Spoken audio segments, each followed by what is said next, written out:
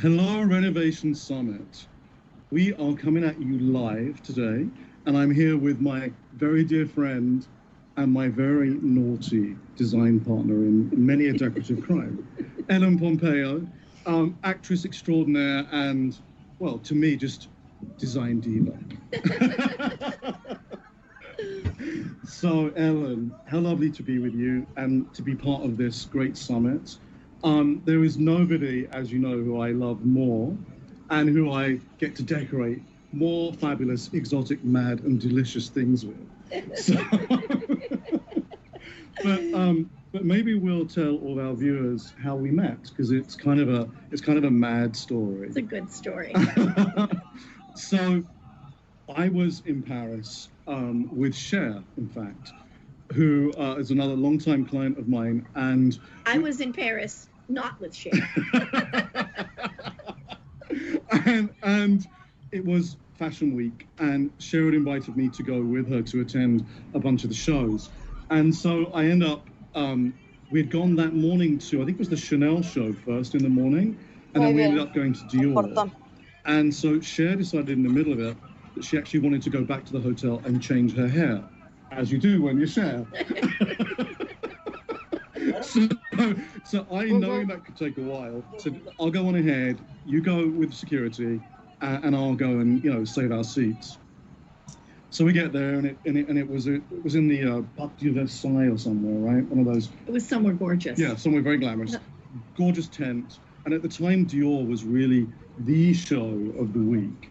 It was like the major theater, I guess, of Design Week. Anyway, I go in, I'm pointed to where our seats are, I see like Anna Wintour and, Ellen Pompeo and Cher.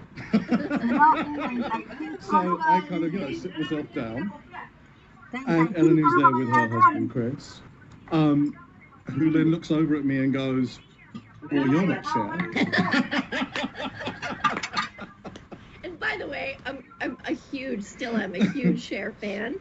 So when I sat down and I saw that she was next to me, I could not contain my excitement. So it actually worked out very well because I would have made a complete fool of myself had Cher come and sat down. And so what happened, the show starts, Cher has gotten stuck in some crazy traffic jam, and she ends up being ushered in, and literally she's sat down the front with the press in the press pit because she's so late.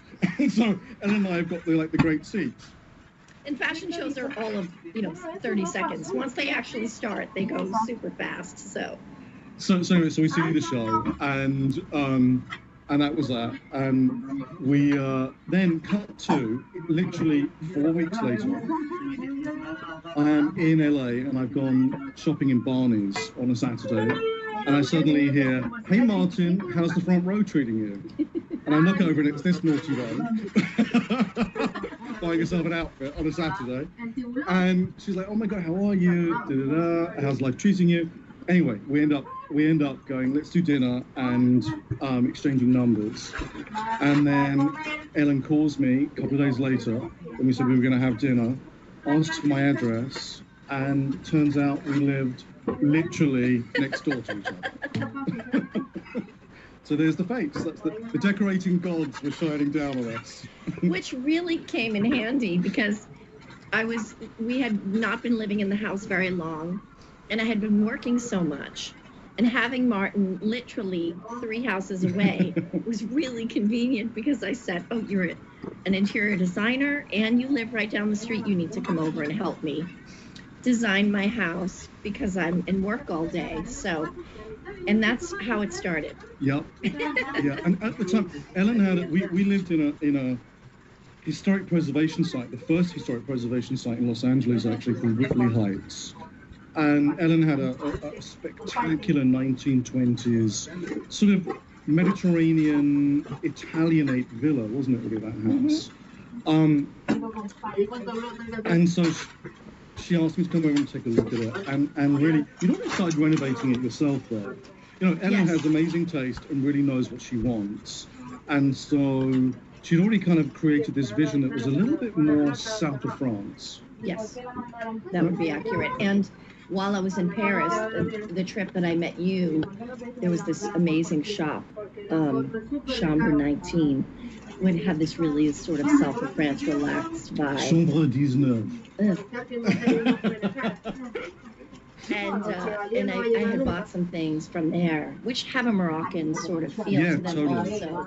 And then we learned that we had a similar sort of love for that Moroccan vibe. And anything exotic, anything textured, anything that's got that sort of very sexy vibe to it, we're both down for. So that was kind of the start of the decorative love affair. Yeah, it's really amazing when you think about, people that you meet randomly in your life, and now I always say that sort of similar vibrations kind of find each other, and people who think alike and have a similar vibration, that we are attracted to one another. Yeah. But I think you're drawn to one another, like matter draws itself, like matter finds like matter. Absolutely. And that's why it's so important to have a nice vibration and vibrate love and happiness, and that's what you'll attract. And for me in my career, as a decorator, as an interior designer, the number one tool is having a relationship with your client. Because if you understand each other, if you can talk the same language, that's how you end up with the most beautiful projects and the end result. And so it's really kind of not only just about liking what somebody does, it's about kind of really beginning to understand them and understand, their decorative desires. And if you can both, in a way, create the relationship that's going to formulate that, that's how you get these extraordinary homes.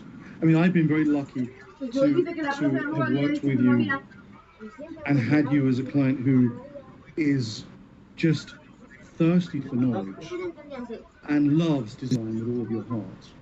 Yeah, I think that's an important point to make is, if you hire a designer, if you're able to hire a designer to help you, which is of course a fantastic luxury, or even if you have the ability to speak to a designer on a platform or of any kind, ask questions, or I think it's important to understand that they do this for a living all day long, and that they definitely know it better than you. And you can say you have your taste and your style, and that's fine, and that's important. But it's also important to take a step back and realize that you're asking for a professional's help for a reason. They just have a wider scope of knowledge about it, and it's always a good idea to listen. Even if I don't necessarily love an idea that Martin has at first, I trust him and I let him do it anyway, because I know that I'm going to be... Like an idea? So, I mean, every once in a while I'll say, well, I'm not sure about that. And the dining room in this house is a great example. Martin had the idea to clad the whole dining room in wood, all the walls, which is, again, going back to education and history, he knows that in a home that was built in 1929, it's completely correct for the period to do a wood dining room, a wood paneled dining room. And of course, we're going to modernize it and do it his way. But I really just thought it's going to be too much wood and it's not going to look modern. And I don't know about this, but I let him do it. And it's so fantastic. And what it ended up doing was the view out of the window of that room is trees. And so the walls sort of just melt away, and I have this beautiful green color that sort of takes over the room, and it's really outside. And it brings the outside in a way that I wouldn't have expected.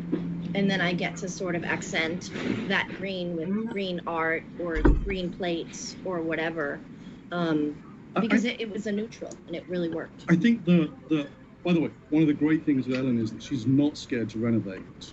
She actually loves a project. And so, when looking to renovate, for instance, the dining room that Ellen just discussed in this amazing house that we're in right now, one of the first things to look at when you're thinking of renovating is, how are you going to use this room? How is your family going to use this room? How's it going to work today? Because let's face it, today is a different time. Not only do we have dinners in our dining rooms, but we have Zooms, we take meetings, You know, in Ellen's case, sometimes it's used for fittings. I mean, there's many, many purposes to a room. And so you have to really think about, how is that room going to work? And then what is around it naturally, whether it's the architecture or whether, like Ellen stated, it's the view. How do we make the most of that to bring that into our overall vision? And then you renovate around that, highlighting all the best parts. I always say that a house is like bone structure. You know, it's like a face. If the bone structure isn't good to begin with, it doesn't matter how much makeup you put on it, it's never going to be pretty. So the reality is that you need to get the bones right to begin with. And that, to me, is the most important part of understanding anything when you're renovating. You know, and you've always gone and understood the bones of a house. Well, this is a good topic, and I have another example of. So when he talks about, when you talk about knowing how you're going to live in a space, this is a really important thing that I don't want to gloss over, because I have done one house without Martin, and only because Martin was too busy, and the house was across the country in the Hamptons in New York, and Martin had too much on his plate. And he said, honestly, and this was a brand new build. I had torn down a historic, sort of beautiful little cabin that was there because it just wasn't suitable, but I fell in love with the land. So it was my first ground up build. And the person that I used to build it was an architect who also wanted to try to be a designer. Now, obviously I won't mention his name, but he didn't understand the way I would use the house. He didn't understand how to build a livable house. He understood how to give a project curb appeal. When you pulled up, the aesthetic of the house was absolutely gorgeous. Where the window placement was, the door, the framework of the house was beautiful. But inside, it was an absolute disaster. The rooms were too small. The kitchen was too small. All of these tiny little rooms were much too small. He did not think about the way that I would live in the house with my friends, with my kids. I had only had one kid at the time, but there was no thought put into how we live in the home. And that's something that you're very good at. And I always point that out to him and to other people, because that was a lesson that I learned that I never forgot. Knowing how you're going to use the space is a really important thing. Yeah, and it's ever evolving. Like, obviously, you have 3 kids now, so your life's ever evolving. And I ended up having to sell that house. As much as I loved it, and we have so many good memories there, and I was so sad to have to let it go. But I just, the actual room, the structure just didn't work. I had another couple of kids too, and so. And ultimately, the house did not work for us anymore, but Yeah. And I had to let it go. I think it's something that a lot of people overlook. They think about what they want now. You know, they think about, oh, this is how I want my design to be and how I want to feel. But they don't think about in the future. You know, and that's so important, is to look at your life, how it evolves. You know, sometimes maybe the house is just a transitional house or something you want to flip, but really and truly, it's all about looking at the evolution of us as people, and of how we think our taste is going to change. Because let's face it, our taste changes as we grow. Do you think that I've often considered during the pandemic, I have this beautiful dining room that I've spoken about, and I always feel my dining room is very formal, you know, and my kitchen is beautiful and very relaxed. And I've always thought, do I need this formal dining room, or can I turn this dining room into something else? Does it make sense to keep a formal dining room? Now, you know, nowadays, I always ask that question. Do you find people asking you that question? Yeah, it's interesting. I have a young girl who I just met with, who's a young pop star, basically, kind of an influencer, and she's 18 and she's bought this big apartment and there's a big dining room. And she said to me, oh, you know, what should I do with that dining room? And should I change it into a media room, or what should I do? I said to her, you know, let's think about your life. Let's think about, you know, are you planning on hosting dinners here? Are you going to entertain your friends? Is your family going to come for Thanksgiving or Christmas? Is there a room you need separated for that? Number one. But number two, if they're only going to come for Christmas and Thanksgiving, what are you doing the rest of the year?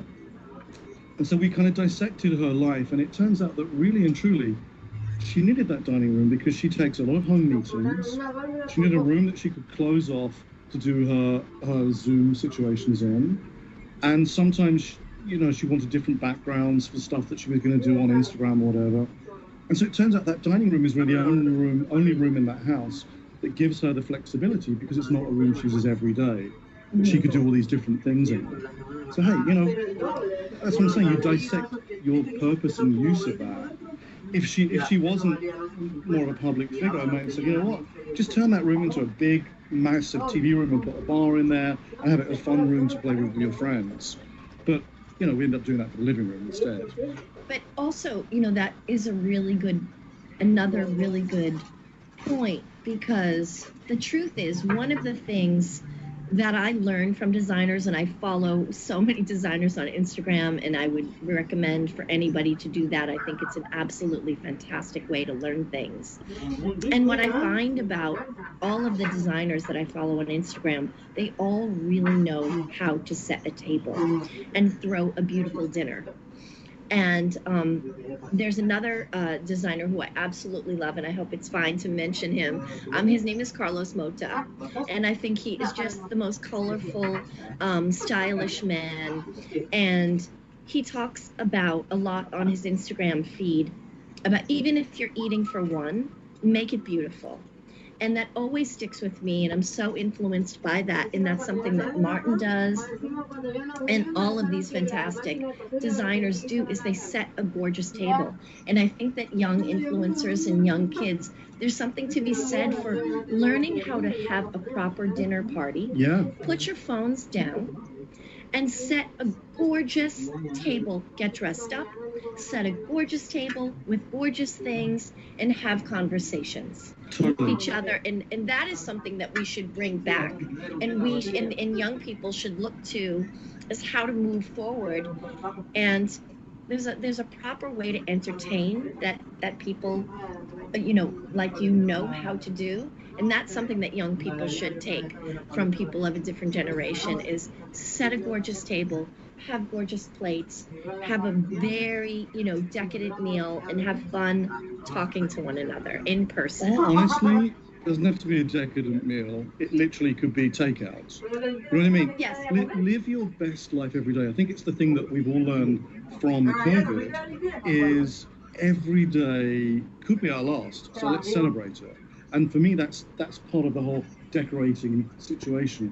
I love doing, by the way, I can't cook to save my life, but I love to set a good table.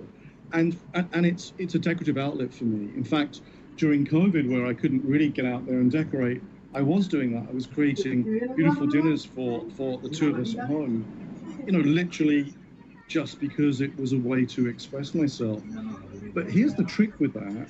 It's also an amazing way to learn how to put things together, how to put colors together, how to mix and match. Mm-hmm. With a table, you can go on Etsy or Cherish or any one of those sites these days and buy vintage china, like literally for like $10, or go to a local flea market when they're open, and you can buy all this stuff and sort of mix and match it all together. Does this blue go with this black? Does it go with the yellow? How does it work? And setting a table can actually help you understand a palette, and a palette that you love. Mm-hmm. But it also is about having fun. Yeah, and you can get things from, your garden. Like, I love to come out here and just clip little bushes and little rosemary and lavender and things that grow local and put it on the table. You don't need to spend money on flowers. You don't need to spend money on expensive dishes.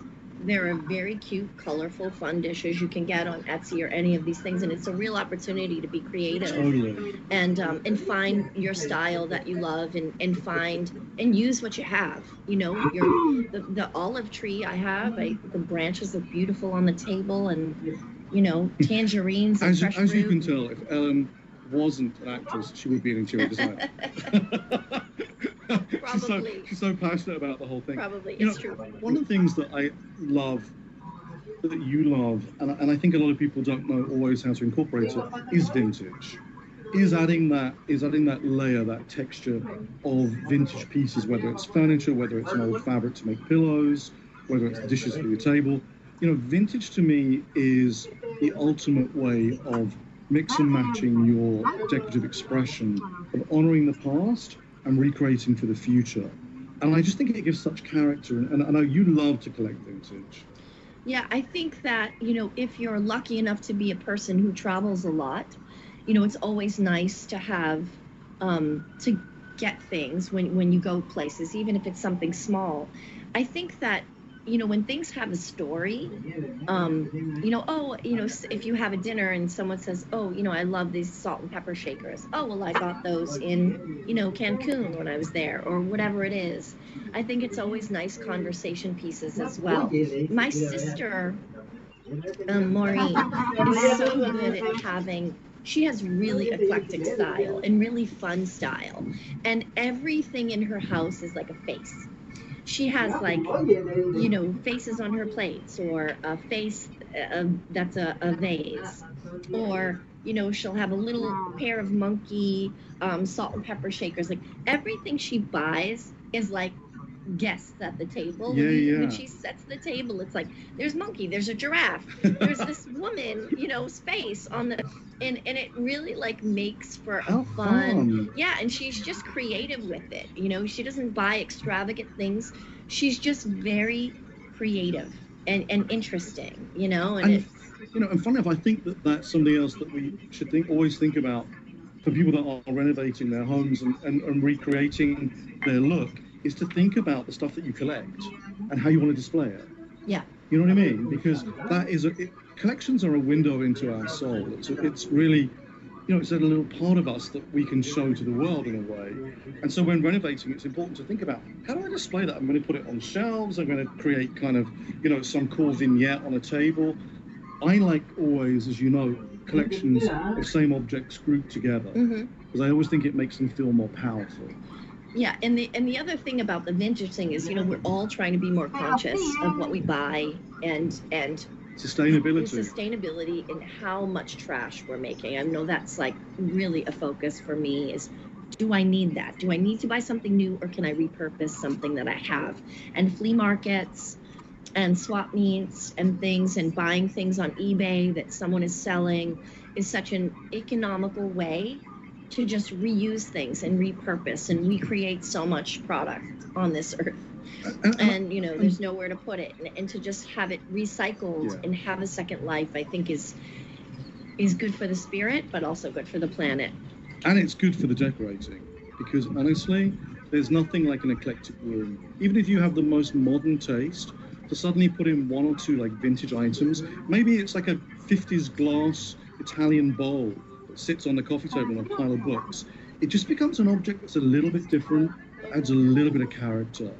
And I never want a room to look too decorated. It's also like an outfit. Like, if you just head to toe in one designer, it's just so boring and not interesting. And like, I always like to mix pieces. I like to buy like a nice shoe, you know, so that I can keep it for a long time. And then with a Zara jacket, or, you know, a nice, affordable, sustainable line, and mix things up. You never sort of wear head to toe designer. You always mix it up, and a nice expensive ring with like a cheaper ring that's just cool and funky. It's just a nice way to keep it interesting. Actually, one of the things that I love is actually the juxtaposition, or more like the pairing of fashion and interiors. I always get so much inspiration from fashion, whether it's color, whether it's shape, form. I've even done stuff like, you know, I've bought vintage shirts that had like beautiful embroidery on it, and I've taken that embroidery and had it added to the edge of a curtain. Or I've even bought old, when I was in Barcelona 2 years ago, I bought these old flamenco shawls. Literally, they were like $10, and I made the most beautiful pillows out of them. Yeah, and you know that in this house we did that a lot actually, and I was very inspired for like my kids' room, my daughter's bedroom, and the bathroom, like by Missoni, right? And Missoni towels are something that's, you know, they're So you'll splurge. they're affordable.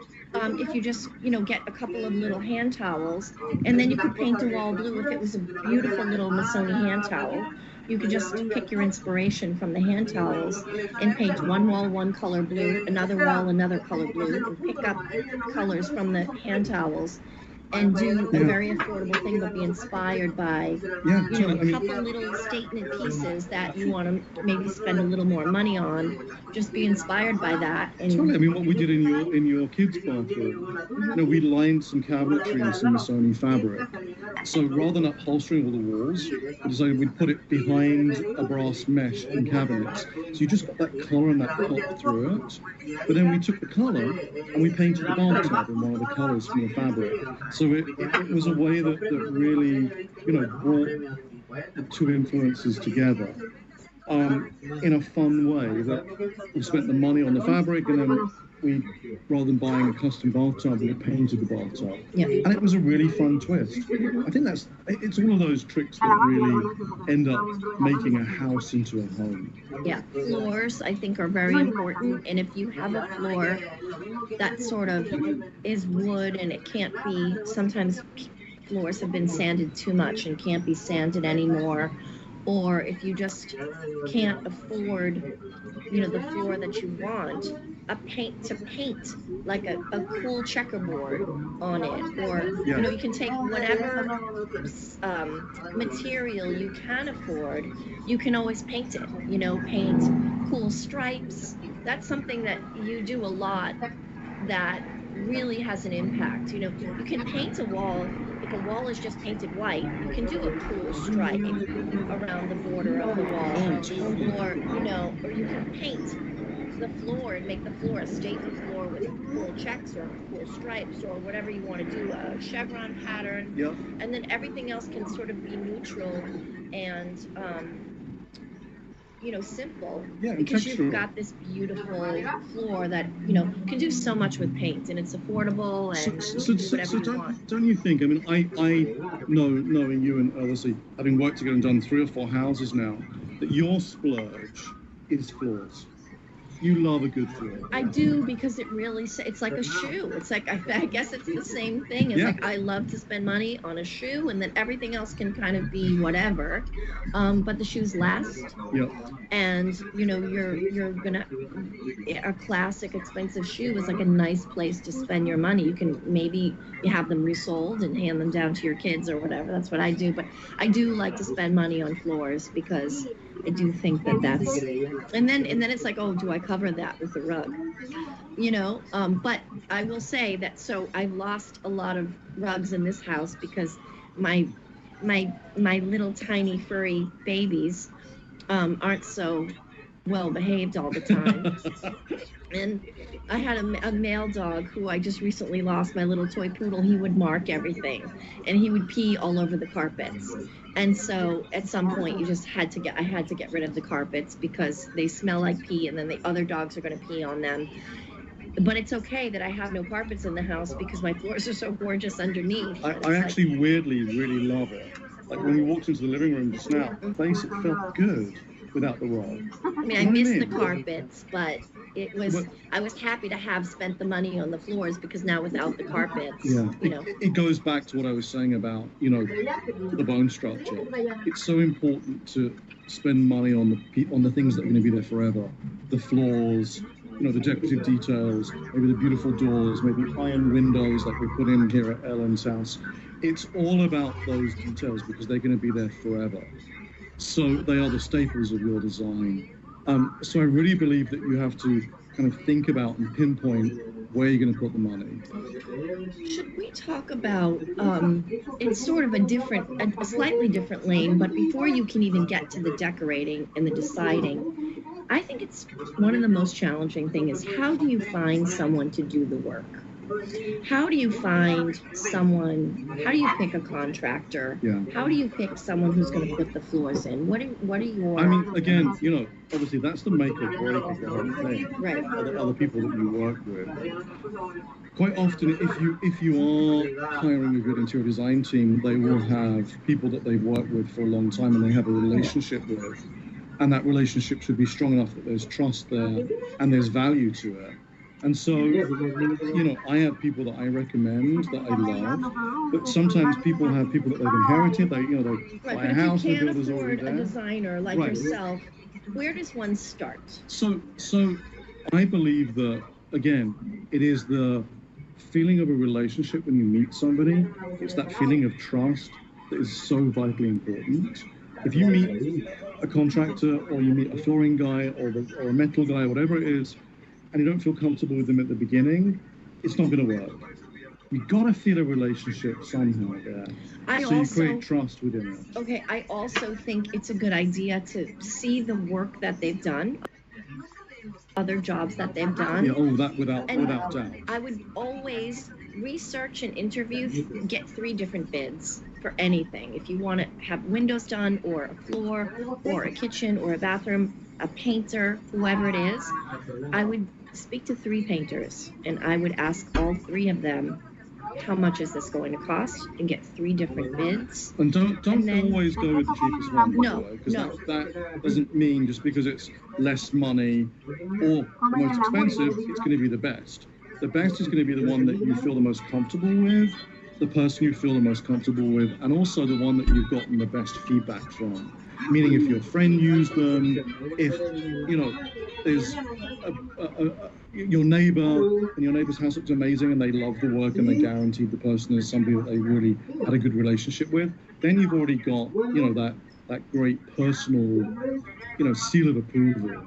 And you could say to someone, if you have 3 and you really feel a connection to the most expensive one, you can always say, hey, listen, I really love you. I love your vibe. I think we understand what we're trying to do here, but I have to be honest, and 2 other people have given me bids much, much lower.